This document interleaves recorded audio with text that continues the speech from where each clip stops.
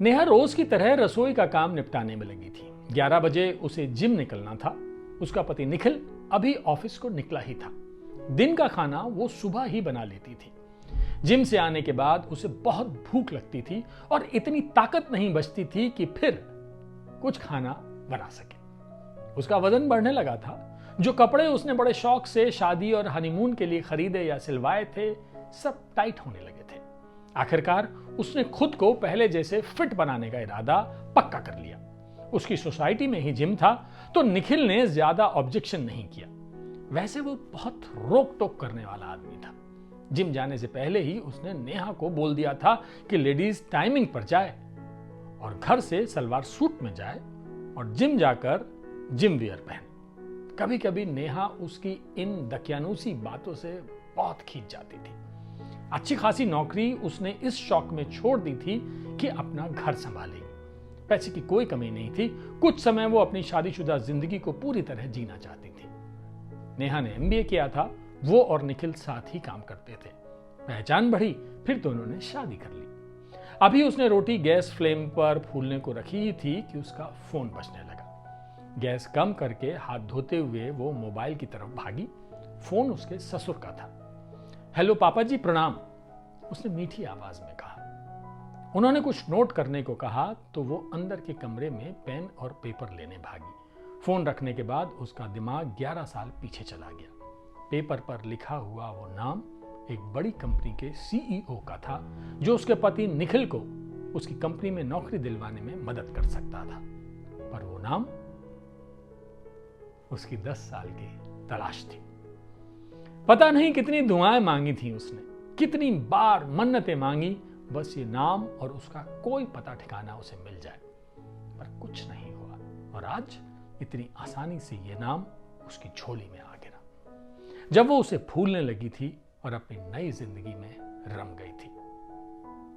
14 साल की थी जब पहली बार उसका नाम सुना था। उसके साथ ही ट्यूशन पढ़ने आता था और ना जाने कब नेहा को उससे प्यार हो गया। वो सामने से आता दिख जाता तो उसके हाथ पैर फूल जाते। दिल की धड़कनें कानों में सुनाई देने लगती। गला सूख जाता। नजर चुराकर कितनी बार उसे देख लेती। कान बस उसकी आवाज पर ही लगे रहते। वो कभी उसे देख मुस्कुरा देता तो वो ऐसे मुंह बना लेती जैसे उसे जानती भी ना हो। पर सच तो यही था कि आती जाती हर सांस पर उसका नाम लेने लगी थी, गौतम गौतम गौतम। वो टीनेज के हार्मोन्स का असर था या वाकई मोहब्बत थी, ये कहना अभी तो मुश्किल था। पर इस बात को कैसे नकार दे कि बरसों उसने गौतम का इंतजार किया था और आज उसी गौतम अवस्थी का नंबर उसके सामने रखे पेपर पर लिखा हुआ था। गौतम पढ़ने में बहुत होशियार था। नेहा और उसमें होड़ लगी रहती थी कि कौन ज्यादा नंबर ले आए। नेहा को बस शाम को ट्यूशन जाने का इंतजार रहता। बाद में गौतम ने ट्यूशन बैच का वक्त बदल लिया। नेहा और उसका सामना अब कम ही हो पाता। वो सारे रास्ते दुआ मांगती कि काश आज वो दिख जाए। 2 साल निकल गए। 12वीं के रिजल्ट आ चुके थे। नेहा ने अपने जिले में टॉप किया था। गौतम अवस्थी तीसरे नंबर पर था। नेहा ने तय किया कि आज वो गौतम के घर जाकर उसे बधाई देगी और उससे दोस्ती की पहल करेगी। अभी तक उनके बीच 1-2 बार ट्यूशन में एक दूसरे की कॉपी देख लेने के अलावा कोई बात नहीं हुई थी।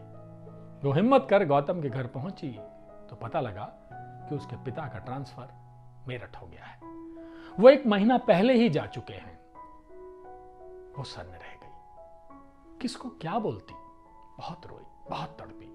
धीरे धीरे वक्त बीतता चला गया, पर उसके अंदर गौतम के लिए जो प्यार था वो कम नहीं हुआ।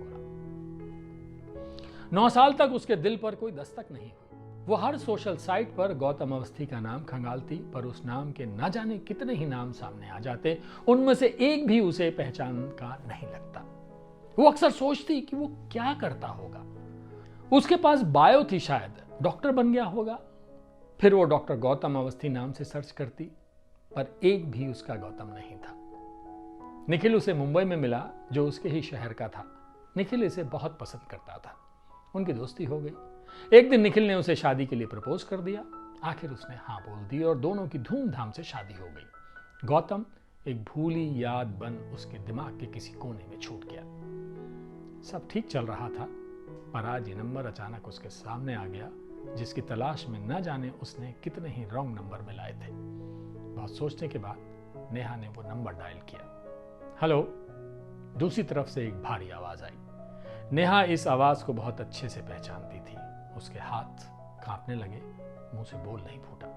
हेलो। उधर से दोबारा आवाज आई। गौतम, वो भर्राई आवाज में बोली। यस, आप कौन? Neha Thakur, Pilibhit, chemistry batch, Mathur sir. उसने एक सांस में सब कुछ बोल डाला। अरे! वो चौंक उठा। नेहा चुप रही। नेहा, मैं एक मीटिंग में हूं, अभी फ्री होकर फोन करता हूं। उसके मुंह से पहली बार अपना नाम सुन नेहा एक अलग ही दुनिया में चली गई। हेलो नेहा, ये तुम्हारा ही नंबर है ना? मैं कॉल बैक करूं? उसने पूछा। हाँ। फोन कट हो गया। वो बहुत बेचैन हो उठी। अब उसका नाश्ता करने का भी मन नहीं कर रहा था। बार बार वो फोन की स्क्रीन देखती। 1 घंटा हो गया, गौतम ने दोबारा फोन नहीं किया। मैंने क्यों फोन किया उसे? पता नहीं उसे अब मैं याद भी हूं या नहीं। पता नहीं क्या सोच रहा होगा मेरे बारे में। उसे खुद पर गुस्सा आने लगा। बोल दूंगी नंबर सेव किया था, इसलिए कंफर्म करने को फोन किया। निखिल को पता लगा तो? वैसे ही बड़ा शक्की है, मुझे अपने बचपन के दोस्तों से भी बात नहीं करने देता। उसका दिमाग फटा जा रहा था। अनमने मन से वो जिम के लिए तैयार हो गई। ट्रेडमिल पर दौड़ते हुए वो अपने मन से गौतम के ख्याल को निकाल देने की कोशिश कर रही थी कि उसका फोन बजने लगा। उसने स्पीड कम की और घबराए दिल से फोन उठाया।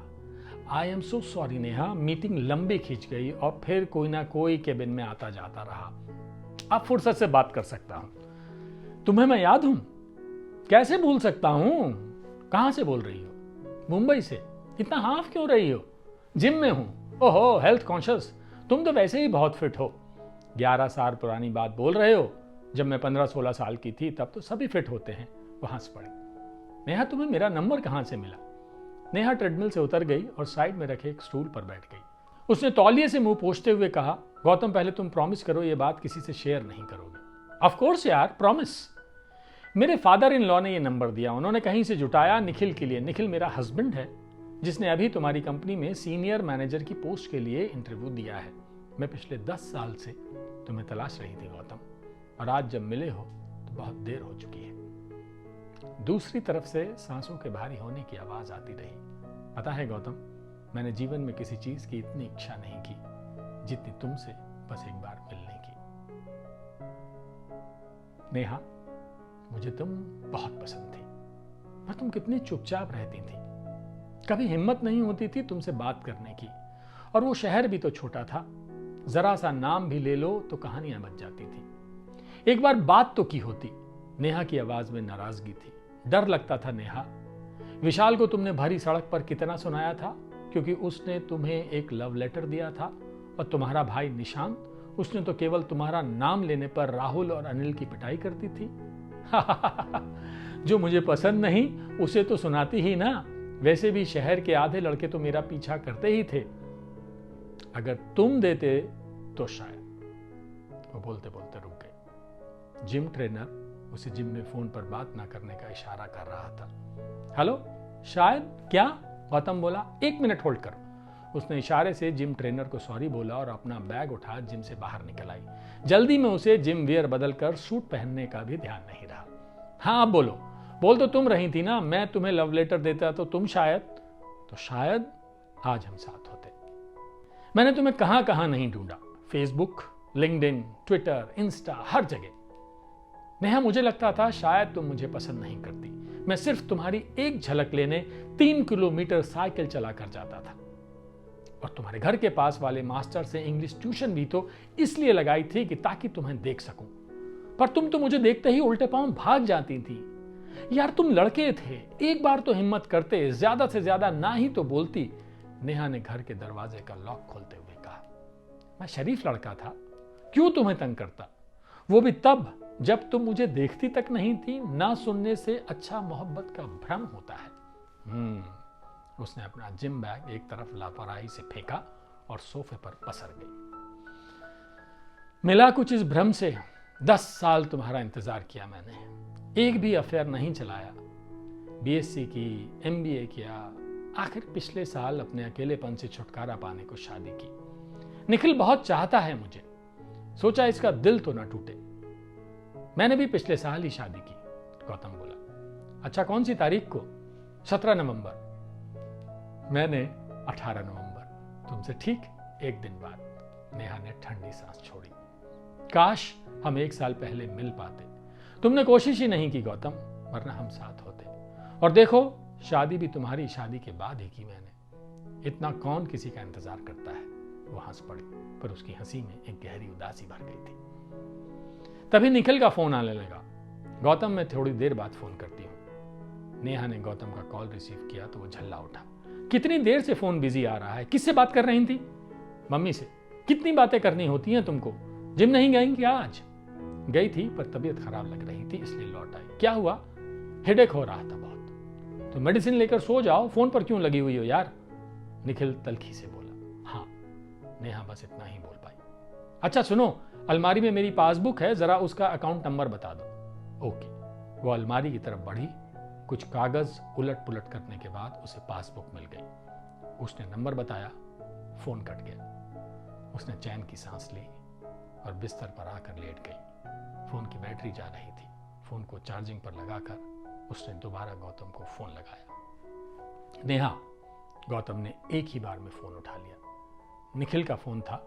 गुस्सा कर रहा था, मेरा फोन बिजी क्यों आ रहा है? ओह अच्छा, इतनी नजर रखता है तुम पर। गौतम हंसा। तुम बिजी हो गए ऑफिस में। नेहा ने बात बदल दी। नहीं, मैं बाहर आ गया हूं, ऑफिस के पास एक कॉफी हाउस में। क्यों?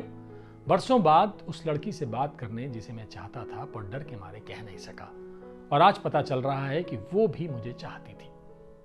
नेहा ने करवट बदली और तकिए को अपनी बाहों में ले लिया। हाँ, इससे बड़ी ट्रेजेडी और क्या हो सकती है गौतम? मैंने 2-4 अफेयर चलाए, पर प्यार जैसा कुछ नहीं हुआ। शादी भी पेरेंट्स की पसंद से की, गौतम ने कहा। क्या नाम है तुम्हारी वाइफ का? रमा। तुम कहाँ जॉब करती हो? जॉब छोड़ दिया, फिलहाल सिर्फ होम मेकर, कोई स्टार्टअप शुरू करने का सोच रही हूँ। पर तुम तो डॉक्टर बनना चाहते थे, ये सीए कैसे बन गए? बस 12th के बाद बीकॉम ज्वाइन कर लिया। कोई खूबसूरत लड़की ही नहीं मिली फिर ट्यूशन में जिसके साथ बायो पढ़ने का मन करता। वो जोर से हंसा। हाँ, मेरे ज्यादा मार्क्स आते थे तो तुम्हारा मुंह बन जाता था। नेहा हंसते हुए बोली। तुम्हारा नहीं बनता था, ईगो हर्ट होती थी ना। 12th में तुमने डिस्ट्रिक्ट टॉप किया, इस शर्म के मारे में शहर छोड़ गया, गौतम ने हंसते हुए कहा। तुम्हें पता था कि मैंने टॉप किया था? नेहा ने चौंकते हुए पूछा। सारे शहर को पता था मैडम, और फिर हम तो आपकी खोज खबर रखते थे। तो फिर बाद में क्यों नहीं रखी? पता है गौतम, मैंने तुम्हारे चक्कर में अपना नाम गौतमी रखा था और कोई कविताएं भी लिखी थी मैंने इस नाम से। ओहो वाओ, प्लीज सुनाओ ना कोई कविता। अब कौन सी याद है? वही रोने धोने वाली कविता, पहला प्यार टाइप। पर यकीन नहीं हो रहा आज तुमसे बात कर रही हूं। यकीन तो मुझे भी नहीं हो रहा। ऑफिस बीच में छोड़कर मजनू की तरह तुमसे बात कर रहा हूं। पर यह सच है नेहा, यह भी सच है कि तुम एक दिन चुपचाप शहर छोड़ गए, गौतम बुद्ध की तरह मुझे सोता छोड़। वाह, क्या सिमली यूज की है। ऐसा करो, राइटर बन जाओ। वो चुप रही। मन ही मन वो गौतम को महसूस कर रही थी। उसकी आवाज को अपनी आत्मा की गहराई तक उतार देना चाहती थी।